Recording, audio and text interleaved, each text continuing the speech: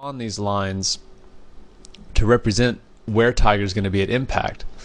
Now what's interesting is obviously during the setup it's a pretty static position.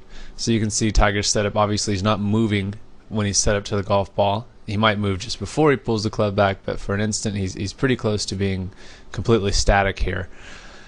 What's amazing about a golfer with good dynamics in their golf swing is that their impact position, their backswing, downswing positions are drastically different than their setup positions, which means that a golf swing would have to be very dynamic. Otherwise it would have to be changing, and that impact position doesn't originate within the system itself by using that definition. So obviously the system that we're talking about is the golf swing, and the positions that we're referring to are the setup positions. So you can very clearly see where Tiger's set up here.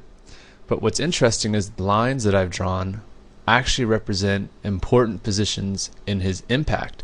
So if I told you this red line was going to represent his spine angle at impact, would you believe me? Well, it's true. And these blue lines represent where the box where his head's going to be at impact, and this green line represents where his hips are going to be. So his hips haven't moved a tremendous amount during the downswing, but a lot of his body has. So there's no way that you rehearse these positions per se in a static fashion. These are only achieved throughout the dynamic changing forces of the golf swing. So as we walk through his golf swing, you're going to start to see some pretty amazing events transpire. So as we get to the top of the swing, everything stayed pretty constant here. You know, he's made some hip rotation, a little bit of a very small amount of lateral movement, very, very small. So he's moved off that line just a touch more. But now what's amazing is his spine angle still stayed constant. His head stayed about where it was at address.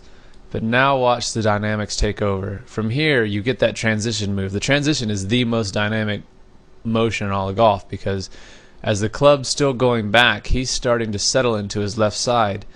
And you can see that if you watch very closely, he's starting to get back into that left side. You can see his legs really starting to power to get his body back going left.